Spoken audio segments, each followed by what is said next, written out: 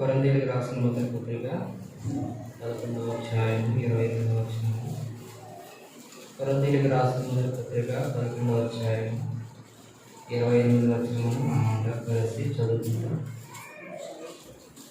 కాబట్టి ప్రతి మనుష్యుడు తను తాను పరీక్షించుకున్నవాళ్ళను ఆరాధన చేసి ఆరోగ్యం తిని ఆ పాత్ర నుండి త్రాగవలెను.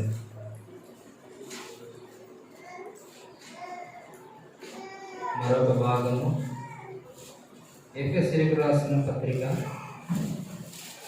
అపోస్తలుడైన పౌలు ఎఫెసీయులకు రాసిన పత్రిక 5వ అధ్యాయము మొదటి 2 వచనాలను చదువుకుంటాం.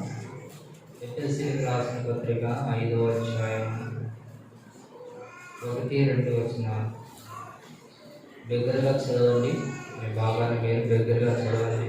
కావున మీరు ప్రియులైన పిల్లల వలె దేవుని పోలి నడుచుకుని క్రీస్తు మిమ్మల్ని ప్రేమించి పరిమళ వాసనగా ఉండటకు మన కొరకు తను తాను దేవునికి అర్పణగాను బలిగాను అప్పగించులను. అలాగనే మీరును ప్రేమ కలిగి నడుచుకోండి. చిన్న ప్రార్థన.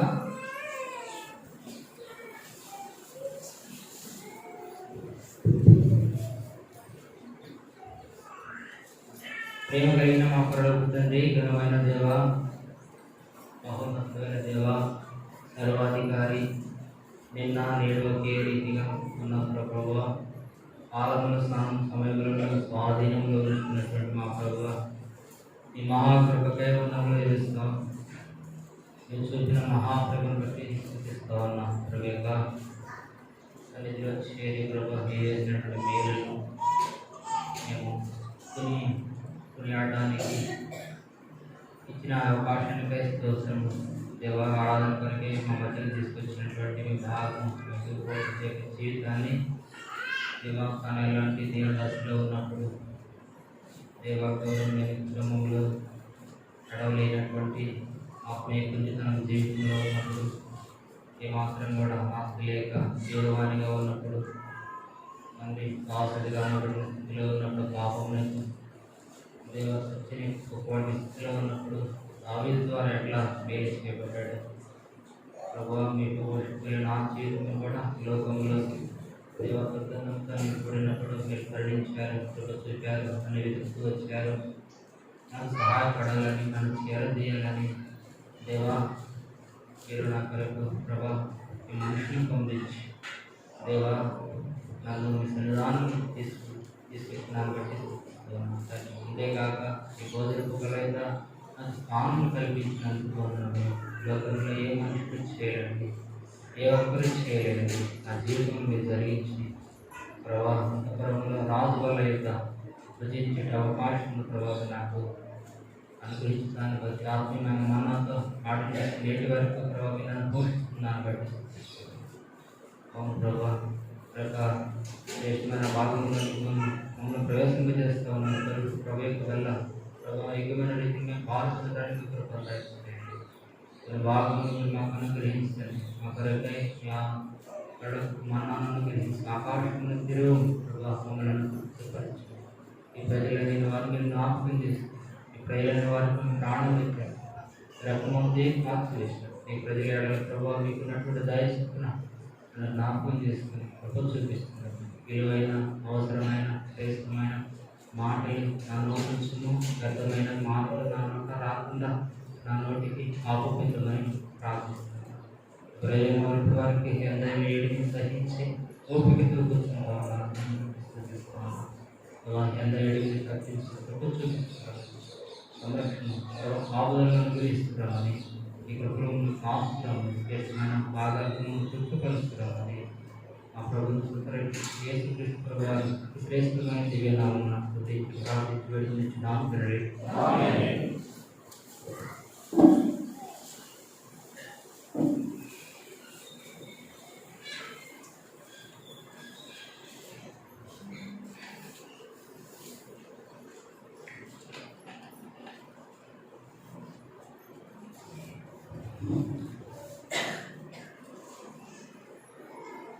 చదివినటువంటి ఈ భాగము మరొకసారి చూడండి. కావున మీరు ప్రియులైన పిల్లల వల్లే దేవుని పోలి నడుచుకునుడి, క్రీస్తు మిమ్మల్ని ప్రేమించి పరిమళ వాసనగా ఉండుటకు మన కొరకు తను తాను దేవునికి అర్పణముగాను బలిగాను అప్పగించుకునేను. అలాగనే మీరును ప్రేమ కలిగి నడుచుకునుడి. మీరు ప్రేమ కలిగి నడుచుకునుడి. దేవుడు అప్పగించుకునేటువంటి విధానం ఇక్కడ అపోస్తలుడైన పౌలు ఎఫెసీ సంఘానికి జ్ఞాపకం చేస్తూ ఉన్నాడు. ఈ దినాన్ని మనం ఎక్కువగా పాటించాం, కానీ లోకంలో ఈ కాలాన్ని, సమయాన్ని ఆ శ్రమల కాలం అంటారు. మనం అంతగా దాని గురించి పట్టింపు లేదు. ఆ శ్రమల కాలంలో వాళ్ళు ఎలాంటి నాన్ వెజ్, మాంసాహారం తీసుకోరు. మన క్రైస్తవ సంఘాలే, వేరే డినామినేషన్స్ గుడ్ ఫ్రైడే నుంచి కొంచెం ముందుకెళ్తే దాదాపు 40 రోజులు ముందుకెళ్తే ఖచ్చితంగా బుధవారం వస్తుంది. దాన్ని భస్మ బుధవారం అంటారు. భస్మ బుధవారం ఆ రోజును వదిలిపెట్టుకొని ఈస్టర్ అయ్యేంత వరకు కూడా ఈస్టర్ రోజు తింటారు. అట్లా పొద్దునాడు ప్రభుత్వనాడైనా తినమని వారు సంతోషంతో ఈ 40 రోజులు కూడా వారు దేవునికి ఎంతో పరిశుద్ధంగా వారి మాటల విషయంలో, క్రియల విషయంలో ఎంతగానో భయభక్తులతో వారి 40 రోజులు గడుపుతారు. కొంతమంది 40 రోజులు మాత్రమే గడుపుతారు, కొంతమంది అయితే ఈ 40 రోజులు కూడా గడుపుతారు.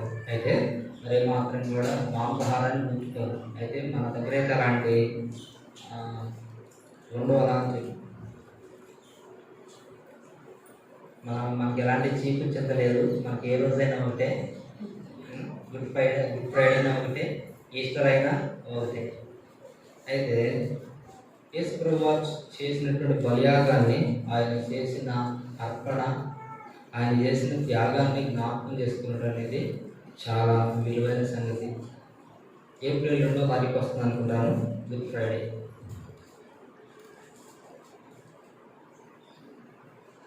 ఈ చదవబడిన ఈ భాగంలో 2 మాటలు రాయబడ్డాయి.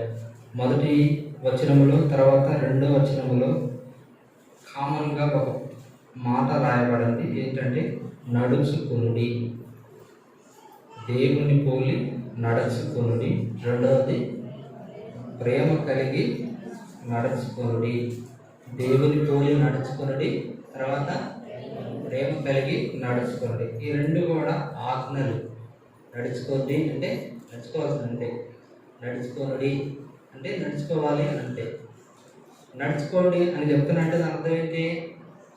నడవట్లేదు అని. అరే అబ్బాయి బస్సు ఎక్కుతున్నాను, ప్రయాణంలో జాగ్రత్త జాగ్రత్త జాగ్రత్త అని చెప్తా ఉంటారు తల్లిదండ్రులు.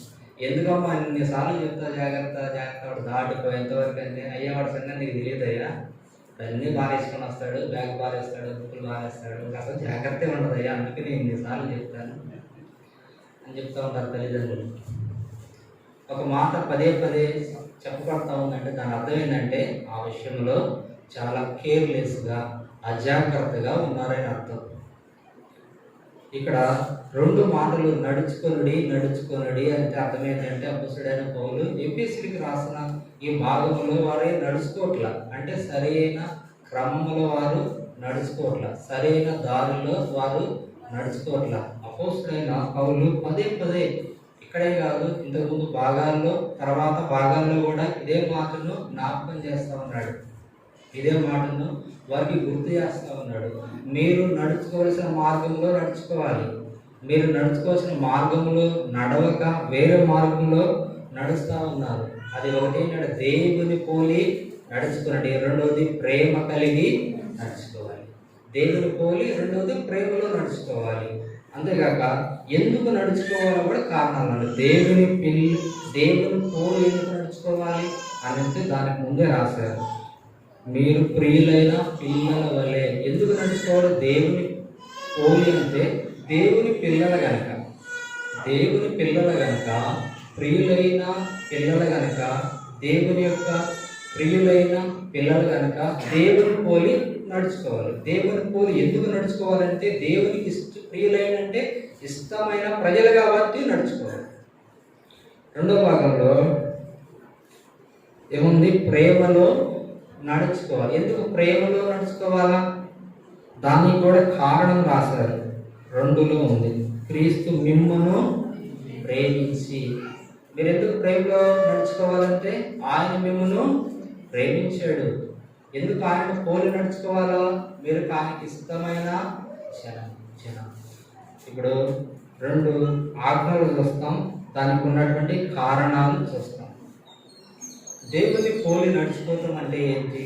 దేవుని యొక్క పోలిక ఏంటి? దేవుని యొక్క స్వరూపం ఏంటి? ఆయన ఎలాంటి వాడు అన్న సంగతిని ఈ ఎఫెసీ సంఘానికి అపోస్తుడైన పౌలు జ్ఞాపకం చేస్తా ఉన్నాడు. దేవుని వాక్యంలో చెప్పబడింది, దేవుని యొక్క స్వరూపము చెప్పబడింది, ఆయన ఎంత పరిశుద్ధుడో చెప్పబడింది. అందుకనే పేతురు రాసిన పత్రికల్లో రాయబడుతూ వచ్చింది, నేను పరిశుద్ధుడనై ఉన్న ప్రకారము మీరును పరిశుద్ధులై యుండుడి.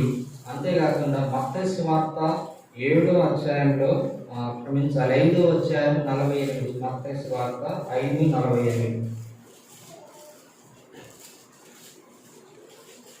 మత్తయి సువార్త 5. మీ పరలోకపు తండ్రి పరిపూర్ణుడు కనుక మీరును పరిపూర్ణులుగా ఉండెదరు. ఆయన ఎలాంటి వాడు? పరిపూర్ణుడు. ఒకటేమో పరిశుద్ధుడు, రెండవది పరిపూర్ణుడు. ఇంకొక యోహాను భక్తుడు రాస్తాడు, మనం ఆయనను పోలి ఎందుకు ఆయన వలె మార్చబడతాము. ఆయన వలె మనము మార్చబడతాము. అది నాన్న ఆయన పోలికను దేవుడు తన స్వరూపమందు తన పోలిక చొప్పున మనం చేస్తాడు. మాట ఆదికాండము 2వ అధ్యాయంలో రాయబడుతూ వస్తుంది. 1-2 భాగాల్లో అక్కడ మనిషి యొక్క పోలిక ఏంటో రాయబడుతూ వచ్చింది. ఆయన మనలను తన పోలికగా చేసుకున్నాడు. అంటే దేవుని యొక్క పోలిక అంటే పరిపూర్ణుడు. ఎక్కడ కూడా అసమానత లేవు దేవునిలో, ఎక్కడా కూడా లోపం లేదు దేవునిలో, ఎక్కడా కూడా ఏలెత్తి చూపించేటువంటి అవకాశం లేని జీవితం ఆయనది.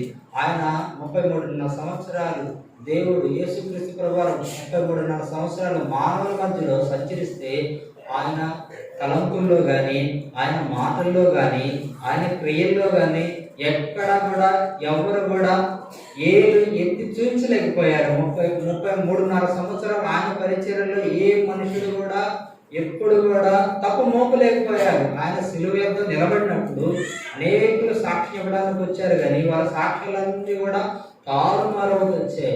ఆయన జీవితం అంత ప్రత్యేకమైనది. అన్ని విషయాల్లో ఆయన పరిపూర్ణుడు. గలతీయులకు రాసిన పత్రిక 5వ అధ్యాయం 21వ వచనంలో ఆత్మ ఫలాలు ఉంటాయి. అది ప్రతి క్రైస్తవుడు, ప్రతి ఆత్మీయుడు అవలంబించవలసిన, ఆచరించవలసిన, లేదా అనుసరించవలసినటువంటి మాటలు ఉన్నాయి.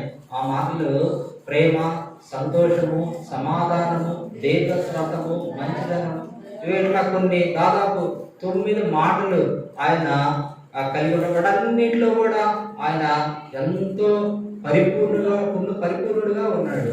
ఆయన మంచితనంలో పరిపూర్ణుడే, సమాధానంలో పరిపూర్ణుడే, సాత్వికంలో పరిపూర్ణుడే, ఆయన ప్రేమలో పరిపూర్ణుడే, సంతోషంలో కూడా సంపూర్ణుడే.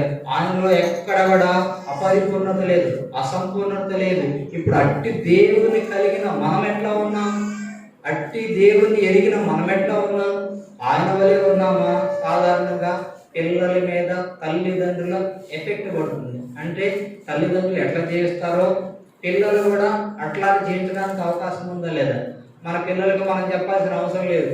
తల్లి కానీ తండ్రి కానీ ఇంట్లో ఉన్న పిల్లలకి అరే నాకులాగా ఉండరా, నాకులాగా ఉండరా నువ్వు చెప్పాల్సిన అవసరం లేదు. ఆటోమేటిక్గా తల్లిదండ్రులకు ఎఫెక్ట్, వారి యొక్క ప్రభావం పిల్లల మీద పడుతుందా పడదా?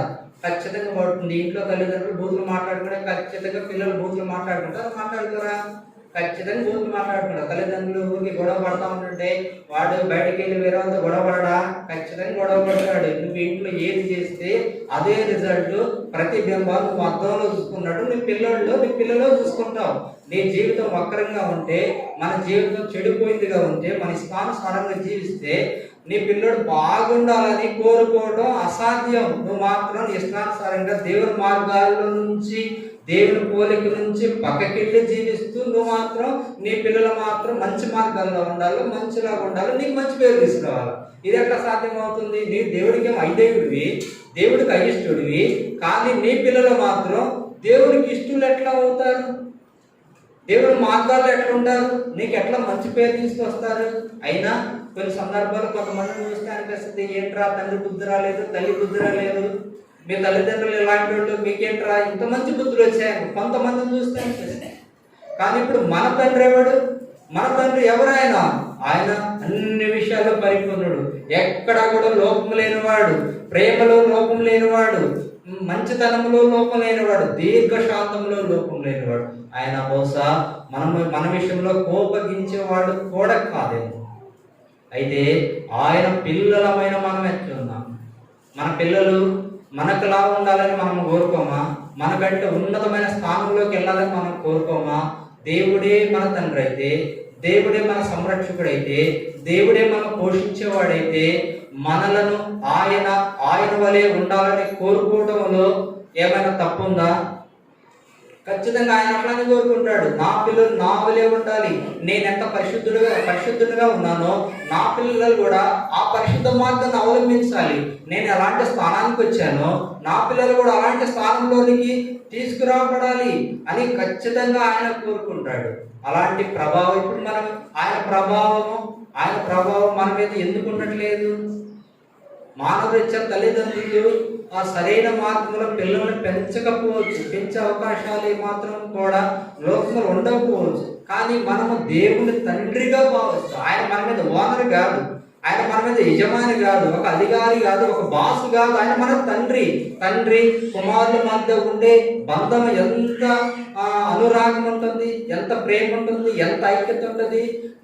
దేవుడే నీ తండ్రి అయితే, దేవుడే నేను పోషించేవాడైతే ఆ తండ్రికి ఉన్న ఆ లక్షణాలు, ఆ తండ్రికి ఉన్నటువంటి ఆ గుణగణాలు మనలో కనబడబోవడం అనేది ఎంతో విచారకరమైన విషయం. ఈ దినాల్లో రక్షింపబడినటువంటి బిడ్డలంగా, దేవుని ఎరిగినటువంటి వారంగా మనం లోకంలో సంఘంలో ఉంటున్నాం, కానీ ఆ పరిపూర్ణుడైన యేసు ప్రభు వారి యొక్క లక్షణాలు మనలో కనబడుతున్నాయా లేదా అనేది ప్రభు యొక్క బలను సమీపించే ప్రతిసారి మనము పరీక్షించుకోవాల్సిన అవసరం ఉంది. అయితే ఇక్కడ దేవుని పోలి నడుచుకోవాల్సిన వారు ఎవరు? దేవుని పిల్లలు, ప్రియులైన పిల్లలు, ఇష్టులైన పిల్లలు. ఎవరు ఇష్టులైన పిల్లలు? నీవు నేనేమో. దేవునికి ఇష్టులైన పిల్లలు ఎవరు? యోహాను రాసిన పత్రిక మొదటి అధ్యాయము 12:13. యోహాను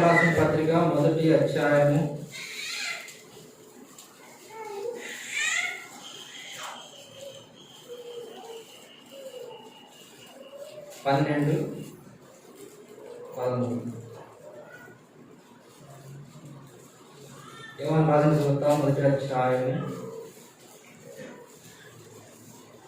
12:13. తను ఎంత అంగీకరించారో వారందరికీ, అనగా తన నామమందు విశ్వాసం ఉంచిన వారికి దేవుని పిల్లలకడకు ఆయన అధికారం అనుగ్రహించారు. 13. వారు దేవుని వలన పుట్టిన వారే కానీ రక్తం వలనైనను, శరీరేచ్ఛ వలనైనను, మనసేచ్ఛ వలనైనను పుట్టిన వారు కారు.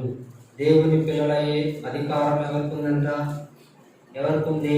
దేవుని యందు శ్వాసం ఉంచిన వారికి. దేవుని వాక్యంలో ఇంకా చోట అపోస్తుల కార్యాలు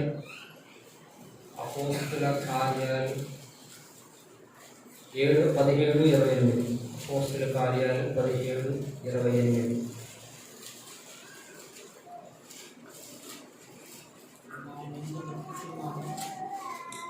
మనం ఆయన యందు బ్రతుకుచున్నాము, చలించుచున్నాము, ఉనికి కలిగి ఉన్నాము. అందువలే మనం ఆయన సంతానమని. చాలండి, మనం ఆయన సంతానమని. ఇక్కడ అపోస్తుల కార్యాలు 17:28లో మనం ఆయన సంతానమని అని చెప్పబడింది. కానీ యోహాను సువార్త 1:12లో మాత్రం ఆయన శ్వాసం ఉంచిన వారే దేవుని పిల్లలని చెప్పబడింది. ఈ రెండింటి మనం పోలిక చేసుకుంటే దేవుని చేత చేయబడినందరూ కూడా దేవుని సంతానం కిందే వస్తారు. ఎవరు ఆయనకి శక్తులైన పిల్లలు, ఎవరికి అధికారం ఉంటుందంటే ఎవరైతే ఆయన శ్వాసం ఉంచారో వారికి మాత్రమే ఈ ఆధిక్యత.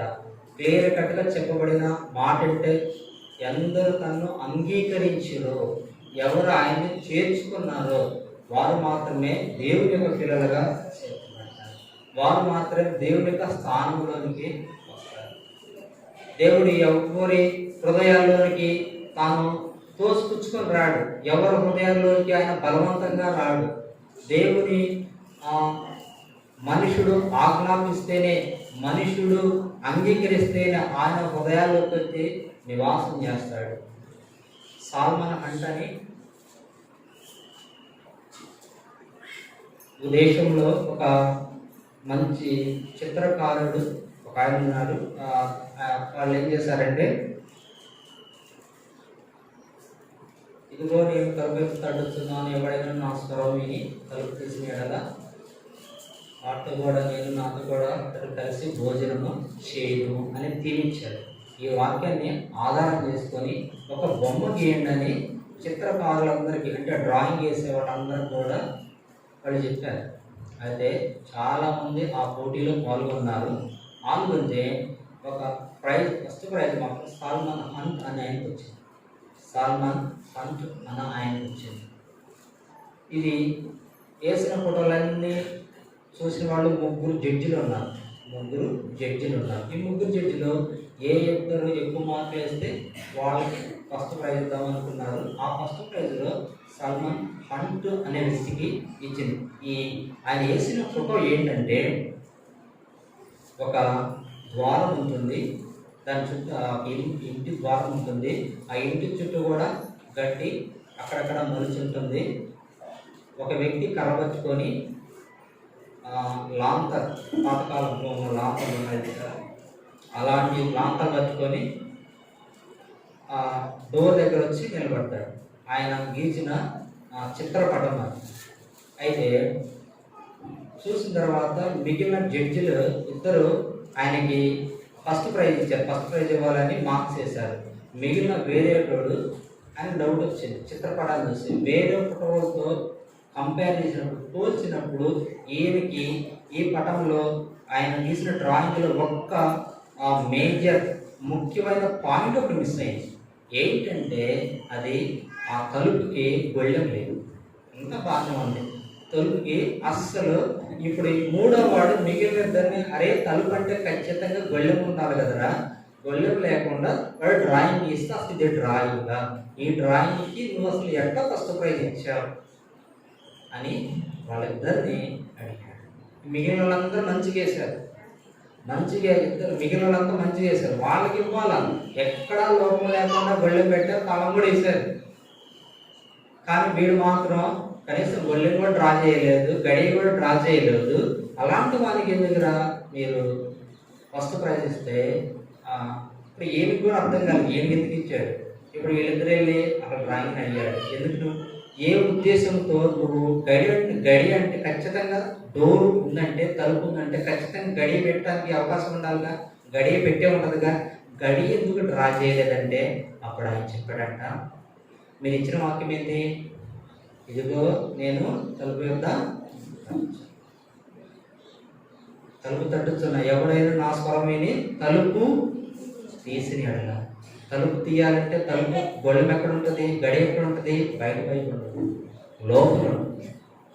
బయట తాళం పెడితే లోపల ఉన్న వాళ్ళు ఎక్కడ తీస్తారు, లోపల ఉన్న వాళ్ళే గడి పెట్టుకుంటారు.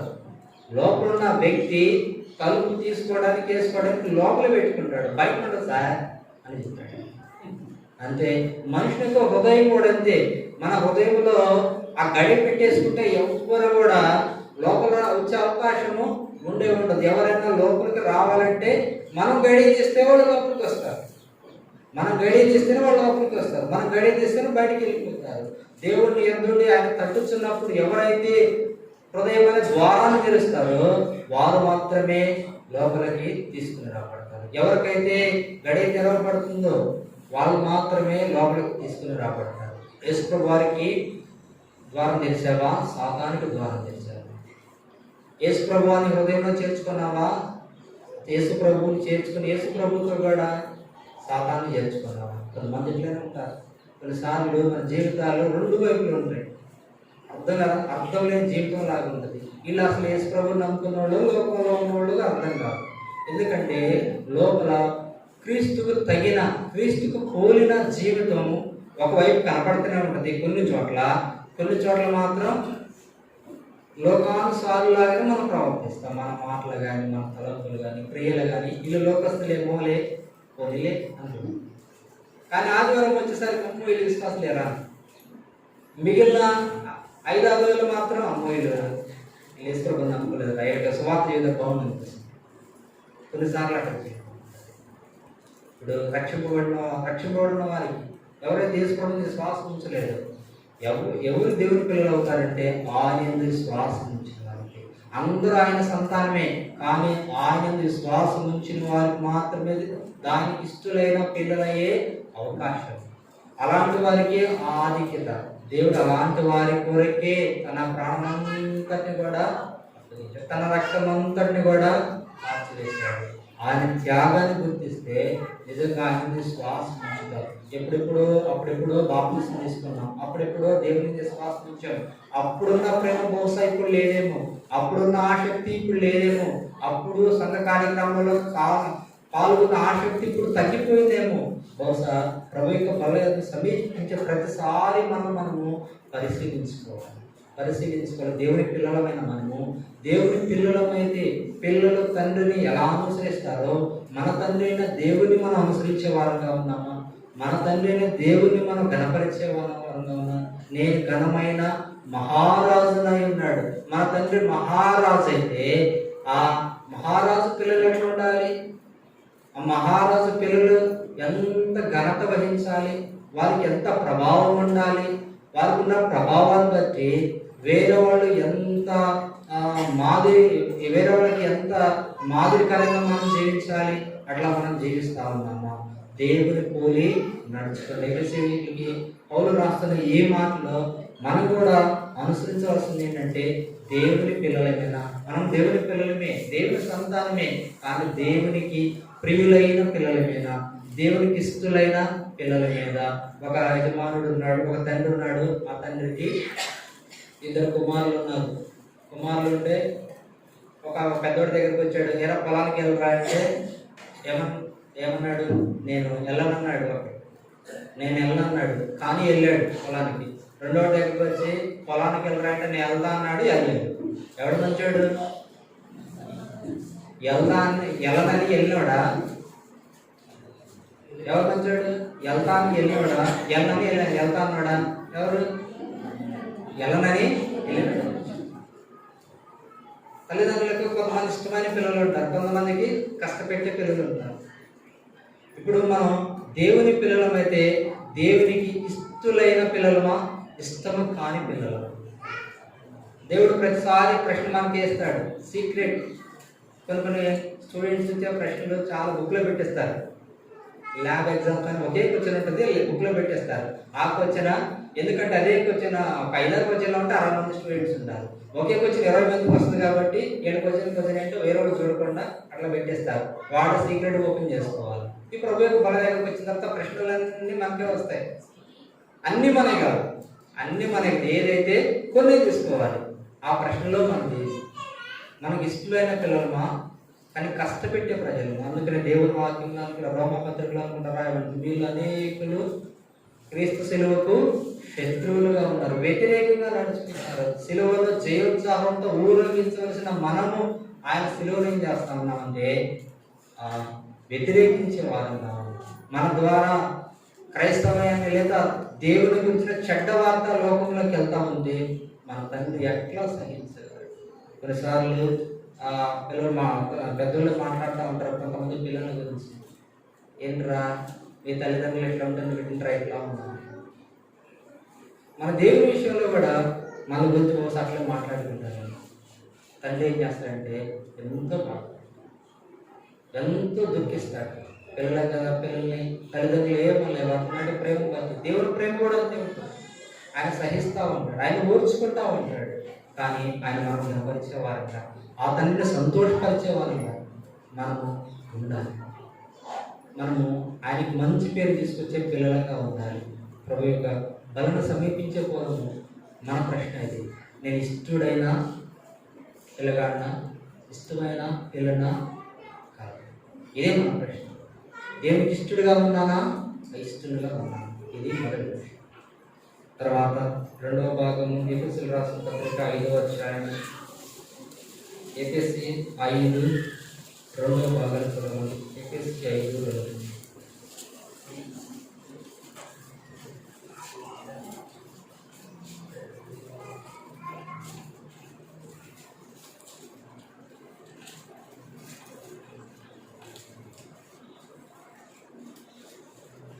రెండవ ఆజ్ఞ దేవుని పోలి నడుచుకోమన్నాడు. రెండవది ప్రేమ కలిగి నడుచుకోవాలి.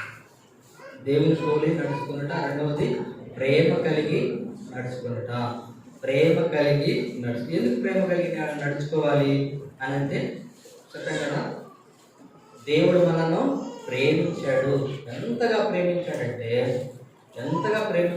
తన ప్రాణమును సైతం ఆయన,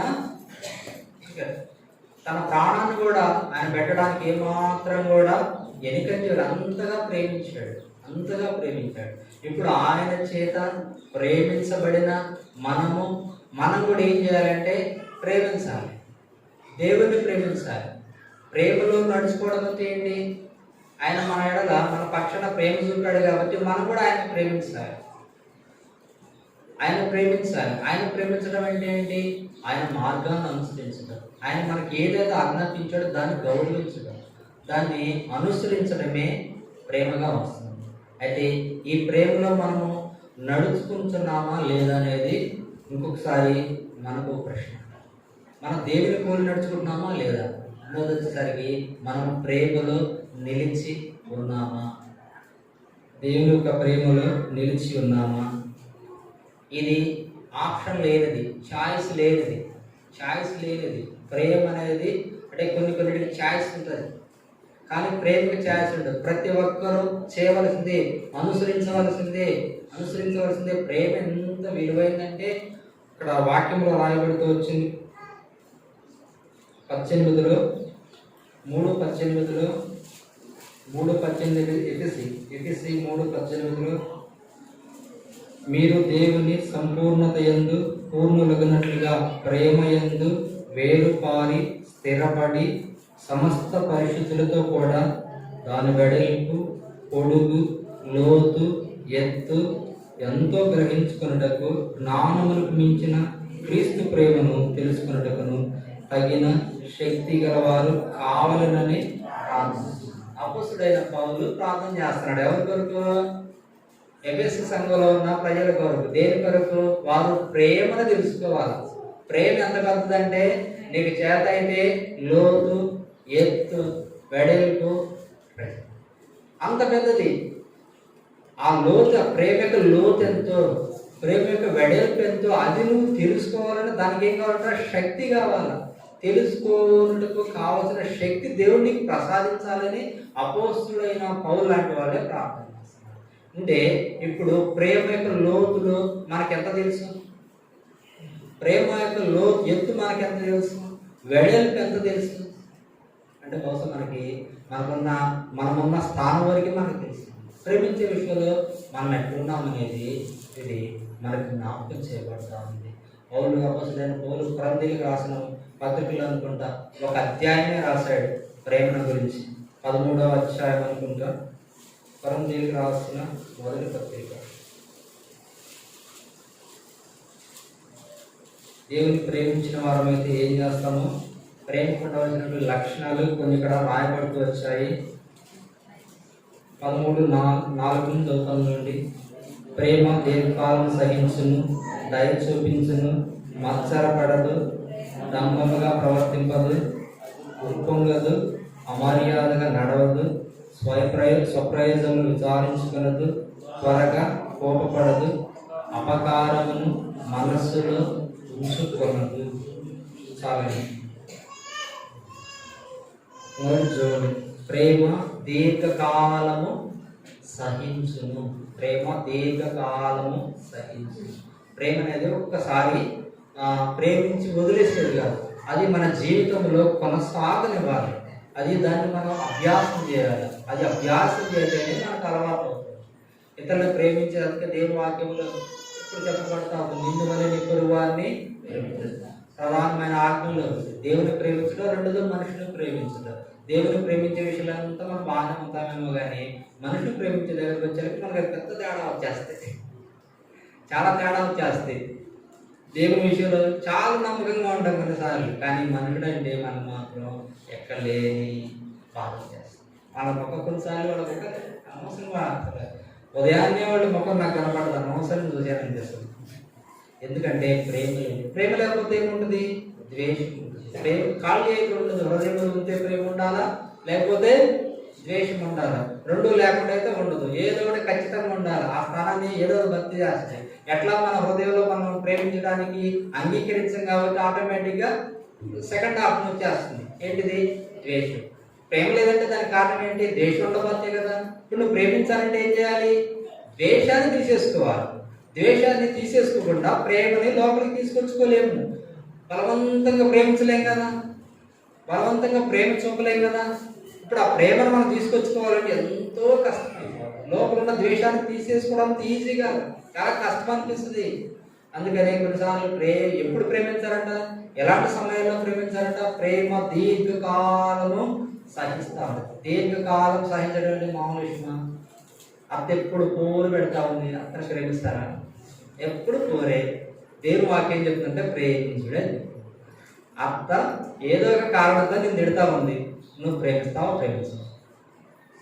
ఇక్కడ విషయాన్ని నేను మామూలు జనరల్గా చెప్తున్నాను. నేను ప్రేమిస్తావా? దేవుని వాక్యంగా సహించాలా. ఎప్పుడెవరు సహించాలా? రోజుల, నెలల, సంవత్సరాల, ఎప్పటివరకు? ఎన్ని దినాలైనా దీర్ఘకాలం సంవత్సరాలు నీవు సహించాల్సిందే. అది సహించకపోతే నువ్వు ప్రేమలో నిలిచినట్టు కానీ. ఎప్పటివరకు నువ్వు ఎన్ని దినాలు సహించాలి? ఎన్నిసార్లు అంటారు? ఎన్ని దినాలు? ఒకరోజు, ఒక నెల, ఒక సంవత్సరం, ఎన్ని నాలుగు బాధ నాకు, ఎన్ని రోజులు నాకు ఈ బాధ, ఎన్నిసార్లు ప్రేమించేది. కొన్నిసార్లు ఇలా బాస్త అయిపోతాం, కొన్ని పగిలిపోతాం, హృదయం నుంచి మాటలు వచ్చేస్తుంది, ద్వేషం వస్తుంది, అసూయ వస్తుంది. కారణం ఏంటంటే మనం ప్రేమించే విషయంలో తగ్గిపోతూ ఉంటాం. అంటే మనలో మన హృదయంలో ప్రేమతో నింపబడలేదు. ఆ లక్షణం అయితే దేవుడు కోరుకున్న అతి శ్రేష్టమైన లక్షణం, దేవుడు అంగీకరించే లక్షణం, దేవుడు నింపే లక్షణం. దేవుని యొక్క రక్తము చేత ఎవరైతే పరిపూర్ణంగా కడగబడ్డారో అన్నదానికి రుజువు ఏంటంటే ఈ ప్రేమ ఉండటం.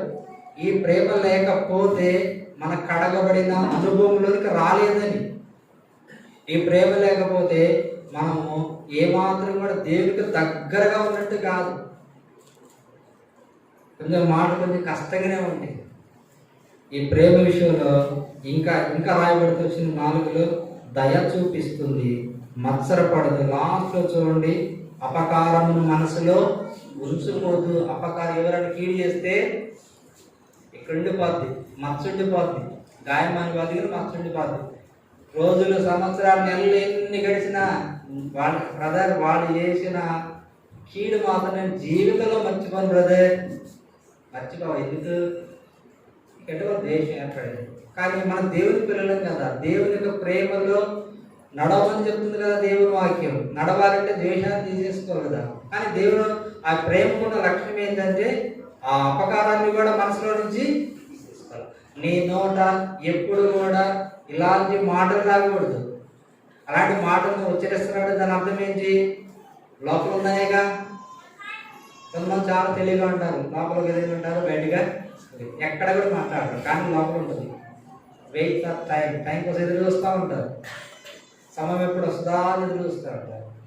మొదటి సాధన తెలుగు మంచి వాళ్ళ సింహం ఎట్లా ఎదురు చూస్తూ ఉంటారు. ఆ సమయం వచ్చినప్పుడు వారు ఉన్నటువంటి ఆ హృదయ ఆలోచనలన్నీ పట్టుకుంటారు. దీని ద్వారా జరిగే నష్టం ఏంటో చెప్పనా? దీని ద్వారా దేవుని యొక్క నామము దూషిస్తుంది. అరే ఇప్పుడుదా బాగున్నారు, ఇప్పుడు మారిపోయారండి, ఇప్పుడుదా బాగున్నది. కారణం ఏంటంటే హృదయము అంతా ఒకలాగా ఉంది, పైకి మాత్రం ఆయన ఊరు నవ్వుతా ఉంది, అంత అంత బాగున్నట్టు ప్రైజ్లాడను ఎంత బాగున్నట్టు. ఇది ఎంతో ఇదేంటో ఏ మనసు అంటే కపటమైన మనసు. ఈ ప్రేమ కపటమైన ప్రేమ. కానీ యేసు ప్రభువు చెప్పింది కపటం కాదు. ఎంత ప్రేమ ఆయన ఎంత ప్రేమ చూపించాడంటే ఇస్కరియోతు యోధ ఆయన ముందు తిరుగుతున్నాడు. యేసు ప్రభువు తెలియదా ఇస్కరియోతు యోధని నన్ను అప్పగించబోతున్నాడని? తెలుసు. ఆయనకి ఎలాంటి శ్రమ రాబోతుందో ఆయనకు తెలియదా? శిలువ మీద ఆయనకి ఎంత కష్టం రాబోతుందో ఆయనకు తెలియదా? ఎవరన్నాడు? ఈయన ఇస్కరియోతు యోధాన్ని హెచ్చరించాడు ప్రభు. ఇస్కరియోతు యోధాన్ని ఏమన్నా అన్నాడా? తర్వాత ఏమన్నా శపించాడా? కాదన్నాడా? ఏమనలేదు. ప్రార్థన చేసి అది ఆయన ప్రేమ. అది వీలైతే తొలగిపోవాలని ప్రార్థన చేశాడు. కానీ అది నీ చిత్తం కాదు ప్రభు, నీ చిత్తమే జరగదు. ఏంటి నీ చిత్తము? మానవులందరి కొరకు శిలువలో వేలాడుట, మానవులందరి కొరకు రక్తము కార్చుట. ఇది మానవుల ఎడల ఆయన ప్రేమను కనుపరచుట దేవుని యొక్క చిత్తం. ఆ ప్రేమను ఇప్పుడు ఆ ప్రేమ చూపించాలంటే కొన్నట్టు వస్తామండి. ఇస్కరియోతు లాంటి వారు వారిని ద్రోసేస్తే, కాదంటే ఇస్కరియోతు యోధ పనిని ఆపేస్తే ఇప్పుడు దేవుని కార్యం ఏముంటుంది? ఆగిపోతుంది. అప్పుడే తన ముందే తిరుగుతూ ఉన్నాడు ఇస్కరియోతు యోధ. ఏ ఒక్క మాట కూడా మాట్లాడలేదు. రాకుమారుడా వచ్చి నీ పని కార్యం వచ్చాడు. రోడ్లో ఉన్నప్పుడు ముద్దు పెట్టుకున్నాడు. ఈ రెండు బైబిల్లో ఎక్కువ రెండు ముద్దుల గురించి చెప్తారు. ఒకటి నయోమికి ఓర్ప వచ్చిన ముద్దు, టాటా బాయ్ బాయ్ చెప్పేసి వెళ్ళిపోయింది. తర్వాత ఇస్కరియోతు యోధ వచ్చాడు, యేసు ప్రభువుకి ముద్దు పెట్టాడు, టాటా నా దాన్ని వెళ్ళిపోతున్నాను, నీ దాన్ని వెళ్ళి ప్రభు. ఎట్లున్నాం? ఇస్కరియోతు యోధాలా ఉన్నామా? ఇంకొక వ్యక్తి ఉన్నాడు పేతురు. ఎట్లున్నాడు? ఎప్పుడైతే ఈ శిలువను గురించి మాట్లాడుతూ ఉన్నాడు, ప్రభువా నీకేంటి కష్టం రావటం, ఎంత శ్రమ వచ్చినా నేను నీతో పాటు ఉంటాను ప్రభా. ఉండలేదు, అది వేరే విషయం, కానీ ఉన్నానని చెప్పాడు కదా. తన హృదయంలో దేవుని గురించి ఎలాంటి భావం ఉంది, ఎంత శ్రమ అయినా దేవుని కొరకు నిలబడాలని హృదయం కలిగిన వాడు పేతురు. తర్వాత తొలగిపోయాడు, అబద్ధమాడాడు, అదే వేరే విషయం. అప్పటికి వెంబడించాడు, భయంతోనే వెంబడించాడు.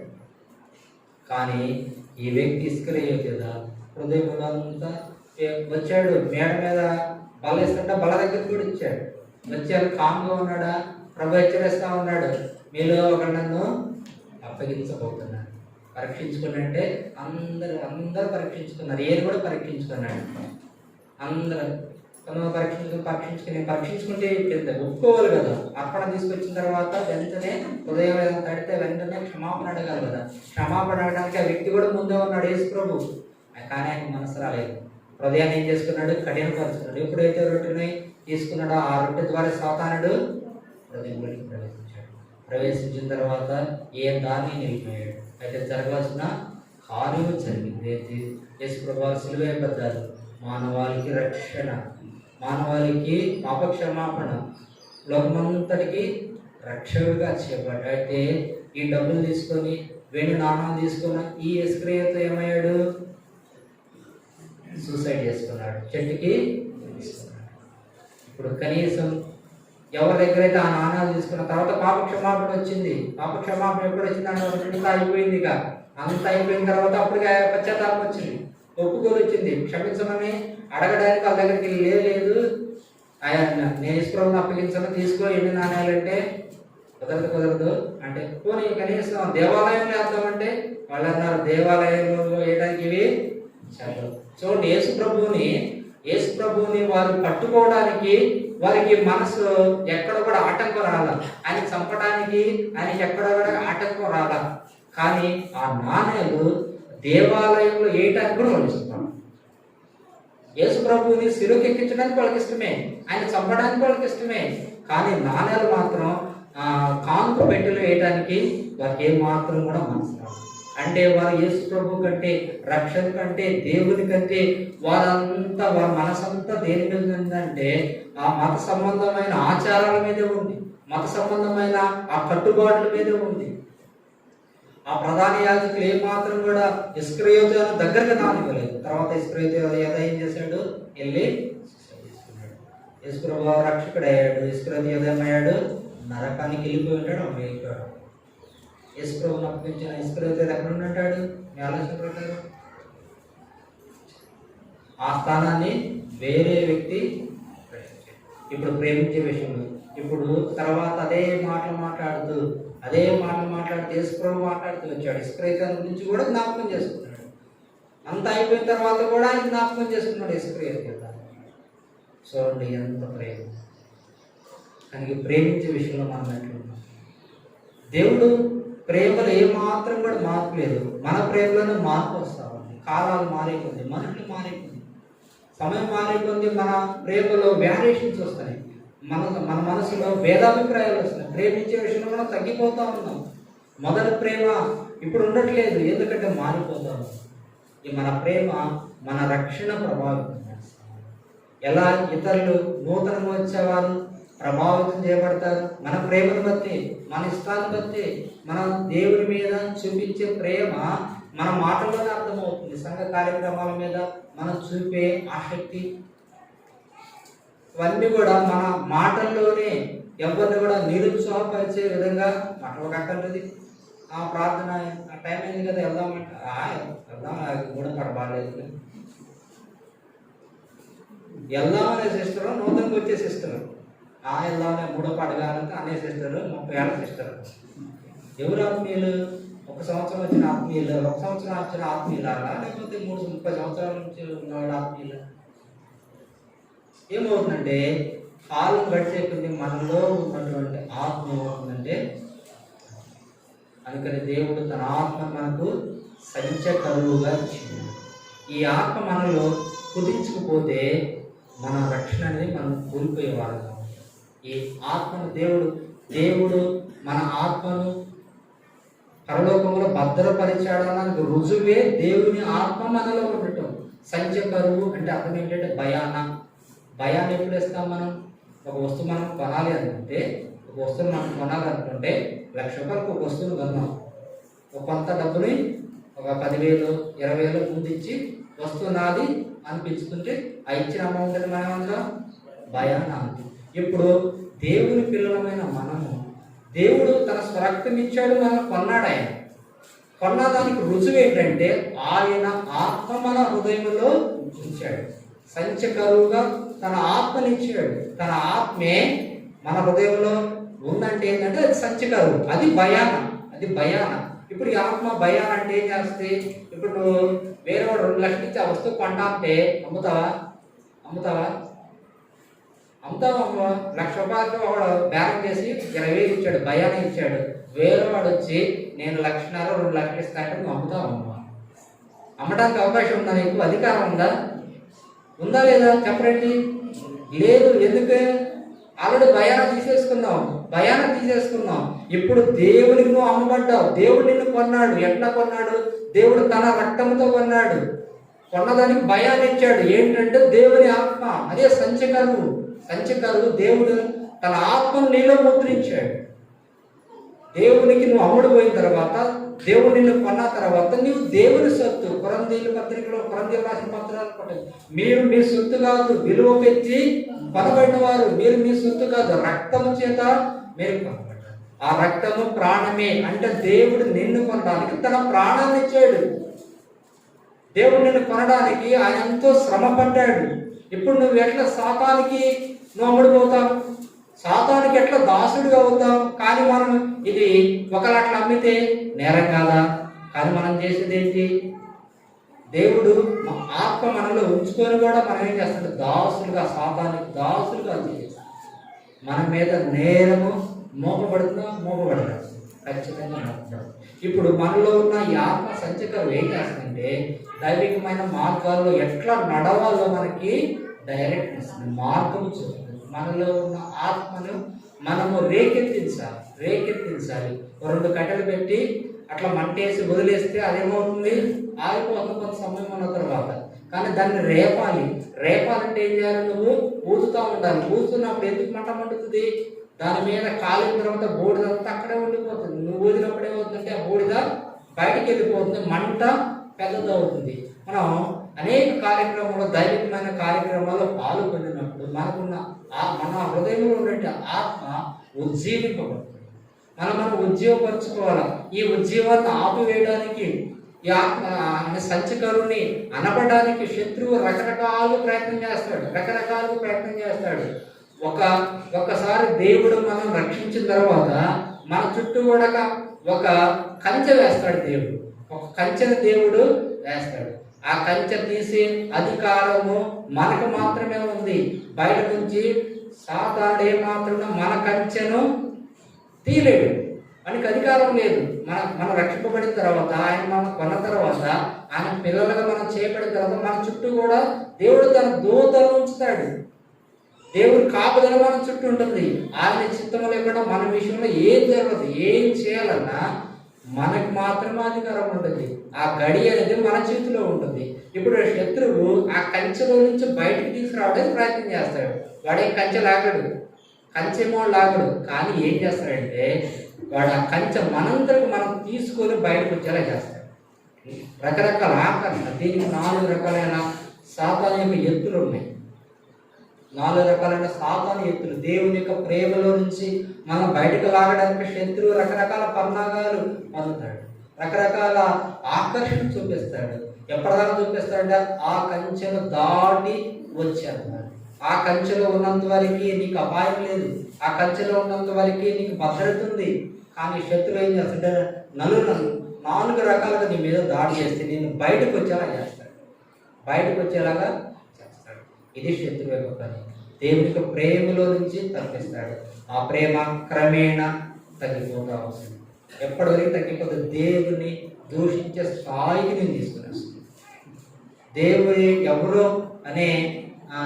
ఎవరు అనే స్థితిలో నేను తీసుకొస్తే, సాతాను మాటగా ఆలపిస్తే, కంచె దాటి వస్తే నీవు దేవునికి శత్రువుగా మార్చబడతావు, సాతానికి దాసులుగా మార్చబడతావు. కానీ ఈ ప్రేమలో మనం ఏం చేయబడాలి?